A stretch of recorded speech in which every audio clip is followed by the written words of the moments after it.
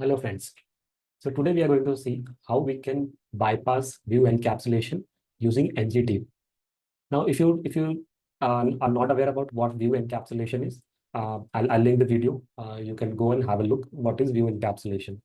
So view encapsulation is? View encapsulation is basically uh, that all the styles which belongs to a component, we move it to the component specific SCSS file. Okay? So the component, all the styles and everything, so it becomes a whole component where it contains all the UI, HTML and everything, right? So we are basically encapsulating all the styles and everything of a component to that particular component. And if you go to that video, you will see like all the styles which were in styles.scss, we move to form.scss, right? So in the same scenario, now there is a scenario where uh, we are using Angular projection, right? In Angular projection, if you see, this is a child component, and in that we are projecting this horizontal line, HR tag, right? So if you see here, this is how it looks.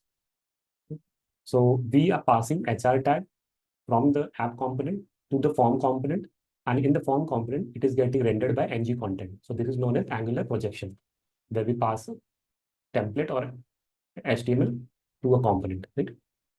Now, if you see there is some styles applied to the HR tag. Now, this works fine, right? But the problem is, as a part of view encapsulation, this HR tag belongs to basically form component, and this should not ideally be in app component. This styling belongs to an element which is inside form component, okay?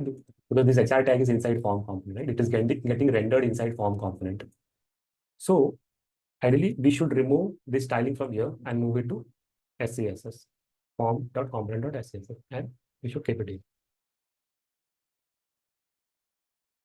But if you see, this style gets removed. Once we move over here, this styling of the HR tag gets removed.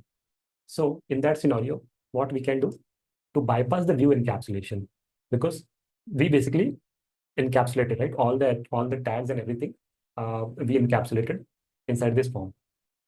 Now, to bypass this view encapsulation, we use ngTip.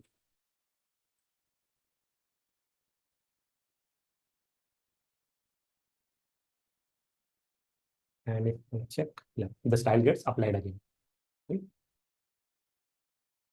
So what is the use of ngDip? ngDip is basically used to style the projected contents, right? Projected templates of a component. So I hope you get the uh, gist of it. What ngDip is basically used for.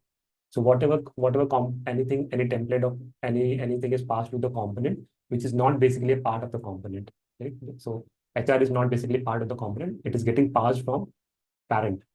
So to apply styles to that, we basically use ngDip. Okay.